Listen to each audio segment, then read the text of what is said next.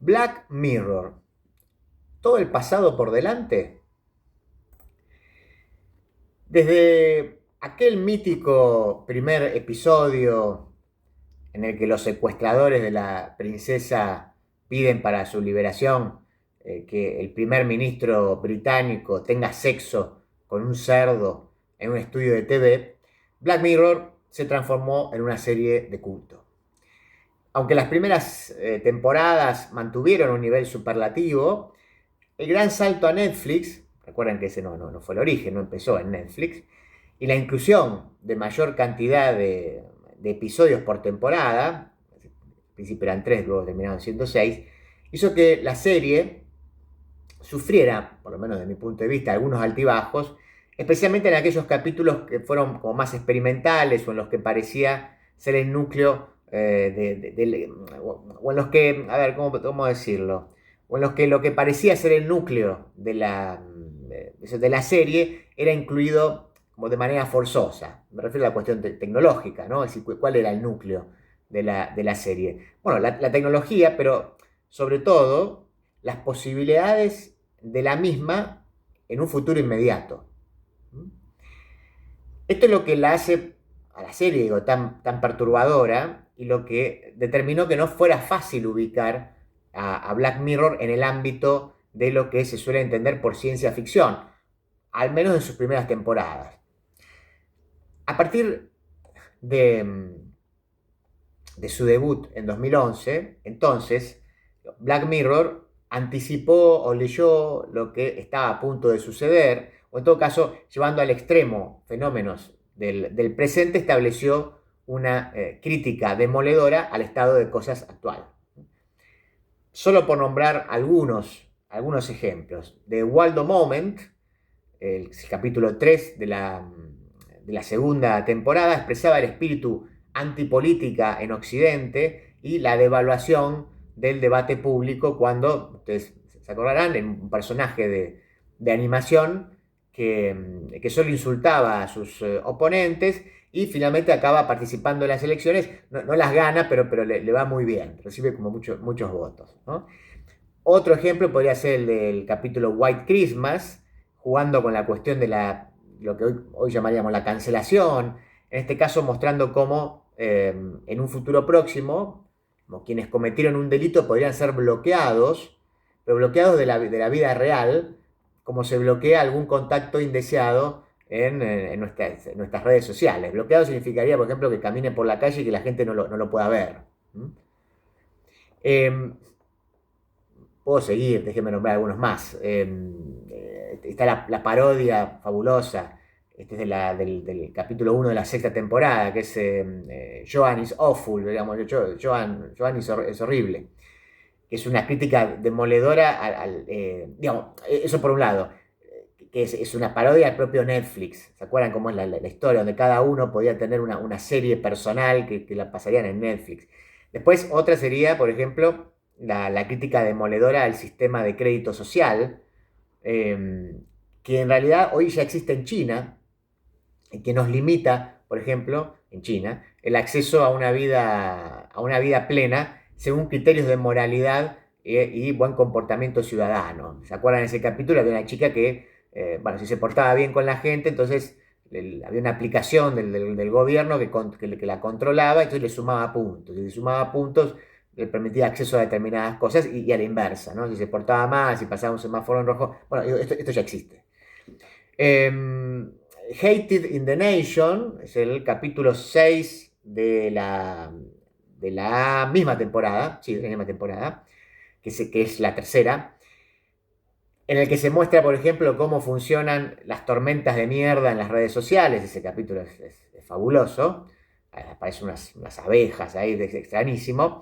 O el conocido también como Black Museum, capítulo 6 de la cuarta temporada, aquel episodio en el que se denuncia el modo en que la tecnología e Internet quiebran la lógica de la proporcionalidad y perpetúan los castigos y las penas, incluso de inocentes, lo cual, claro, intenta remediarse en la actualidad. Ustedes lo habrán escuchado alguna vez con el derecho al olvido, ¿no? Esto o sea, algunos personajes de los medios de golpe dice, bueno, no, me arrepiento de algo que hice hace 20 años, y entonces, pero está en internet, no sé, cuando trataba el caso, ¿se acuerdan de Coppola y una de las chicas que participaba de ahí, ahora es una empresaria importante en Estados Unidos y apeló al derecho al olvido diciendo yo quiero que mis imágenes de lo que hacía hace 20 años no estén más ahí? Bueno, en fin.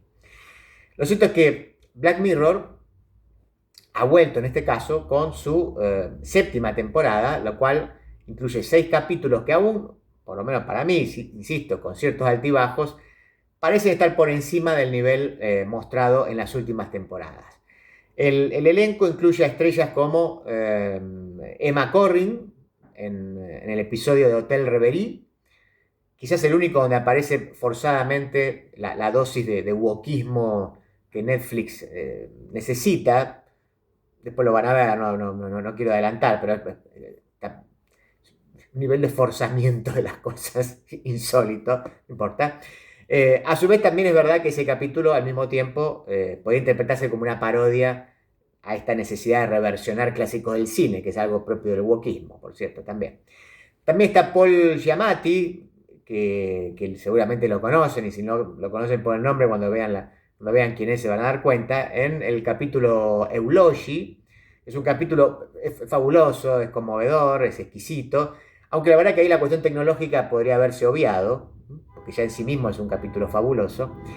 También está Jesse Plemons, que es muy conocido, vuelve a protagonizar un episodio, en este caso se llama Callister Into Infinity, que es la primera vez que Black Mirror realiza una secuela de un episodio anterior, en este caso el muy celebrado homenaje a Star Trek, que había sido incluido en la 4ª temporada.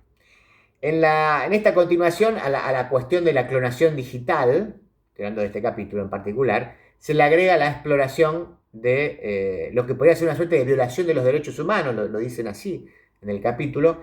En este caso sería en el ámbito digital, podemos imaginar un futuro donde algo así suceda, y en el contexto de las identidades múltiples con las que se interactúa con los videojuegos inmersivos. Alguna noticia ya al respecto apareció, como hechos de violencia entre los que participan de los juegos, de los videojuegos inmersivos, hechos de violencia entre los personajes que aparecen allí en el ámbito virtual, no entre las personas de carne y hueso. A propósito de videojuegos, bueno, otro que regresa es Bill Poulter, protagonista del experimento, quizás se acuerdan, si lo vieron, que es el experimento interactivo que Black Mirror lanzó en 2018, que se llamaba Bandersnatch, con claras reminiscencias, ese capítulo, al Jardín de los Senderos que se bifurcan, al cuento de Borges, que ustedes conocen, que está en Ficciones, y a la ya célebre colección, por lo menos en Argentina seguro que se acordarán, los que son un poquito más grandes, los libros infantiles de Elige tu propia aventura, que eran aquellos que permitían al lector, a partir de sus propias decisiones, abandonar la lectura secuencial, digamos, 1, 2, 3, 4, y saltar a páginas para aventurarse en destinos diversos. Bueno, lo que hace Charlie Brooker es plantea una trama en la que existe un videojuego que creaba mundos paralelos y en la que nosotros, en este caso sí, los usuarios de carne y hueso de Netflix, los que miramos el episodio, podíamos interactuar con el televisor o con la computadora, con el dispositivo, eligiendo según las opciones que el film nos proporcionaba. Entonces vos estabas mirando y de para abajo te decían, bueno, ¿qué querés que haga, Juancito? ¿Que tome café o que se vaya? Bueno, entonces vos apretabas con el control remoto y iba para un lado o para el otro. La serie tenía varios destinos. En esta nueva temporada, además del protagonista, se recoge el espíritu de aquel experimento de Bandersnatch, y se avanza en la hipótesis de la singularidad transhumanista, tal como la entiende Ray Kurzweil, cuando plantea la posibilidad de fusionarnos con la inteligencia artificial para ampliar nuestra potencia y expandir nuestra inteligencia hasta límites insospechados. Si pasamos por alto el capítulo 2, ya Bête Noire, quizás a mí me parece el más flojito de la temporada, más allá de que allí se podría inferir una interesante crítica al modo en que las redes sociales nos empujan a mundos paralelos, acordes a nuestras expectativas, donde la realidad y la verdad se parecen mucho a lo que nosotros deseamos que sean. Me parece que lo que hay que destacar de toda la temporada es el capítulo 1. Se llama Common People, gente común, que verdaderamente, por lo menos para mí, es un retorno al Black Mirror original, al espíritu de Black Mirror. Les cuento un poquito más desarrollado este primer capítulo. Una mujer padece un tumor cerebral que es incurable y la única opción de salvarla es el servicio de una compañía capaz de reemplazar ese tejido por uno sano. Sin embargo, bueno, claro está, para que ese tejido se mantenga en funcionamiento se necesita la módica suma de $300 al mes como parte de un plan básico que es una especie de nube, como la nube que utilizamos nosotros en Gmail, que lo que hace es almacenar la conciencia y que tiene, bueno, algunas restricciones. Por ejemplo, su usuaria duerme mucho porque el software así lo demanda, necesita descansar y al igual que sucede con las antenas, el alcance de la cobertura es restringido. Entonces, por ejemplo, más allá de los límites del condado, en este caso, el cerebro de la protagonista se queda sin señal, como cuando nosotros de golpe, no sé, si nos vamos a una montaña, de golpe no tenemos señal. Bueno, acá le pasaría lo mismo, pero al cerebro. Entonces la chica se desmaya de repente. Con el correr del tiempo, además de dormir cada vez más, la mujer empieza a repetir de manera involuntaria publicidades que salen de su boca. O sea, de golpe está hablando con su marido y le empiezan a salir publicidades. Sí, repite, pues, genial, es un capítulo genial. Por supuesto conectadas con las situaciones que le toca vivir, ¿no? Es decir, si el cuchillo no corta, aparece una publicidad de la marca del cuchillo, ¿no? Y que finalmente es lo mismo que sucede con los algoritmos cuando nosotros estamos navegando y nos muestra publicidad acerca de lo que estamos aparentemente interesados, ¿no?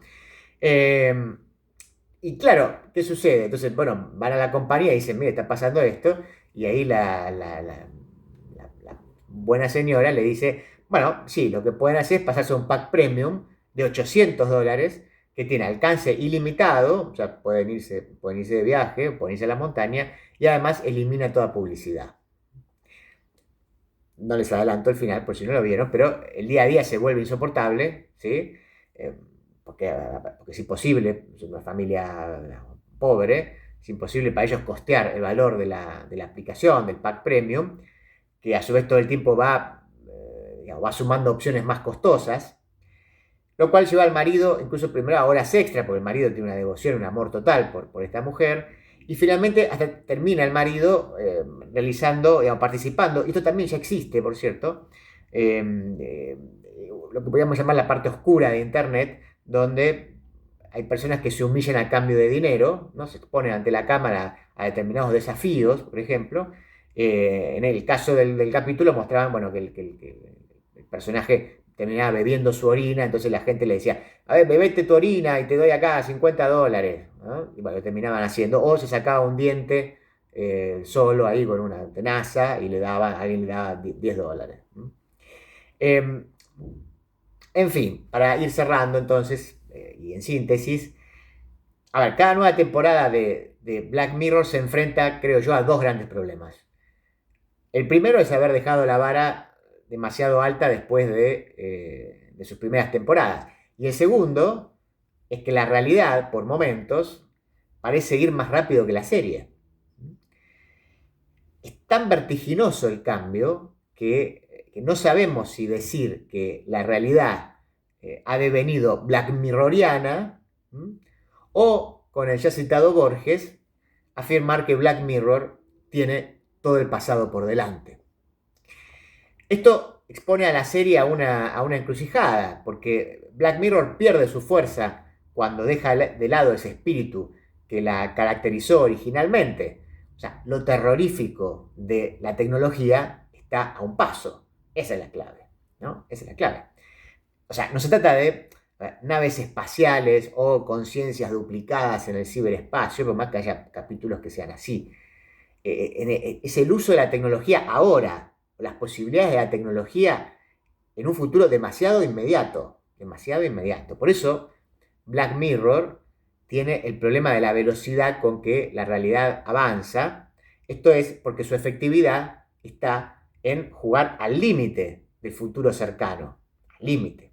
O sea, tiene que ser futuro, pero un futuro que toque la fibra íntima del presente en un borde sutil, muy sutil.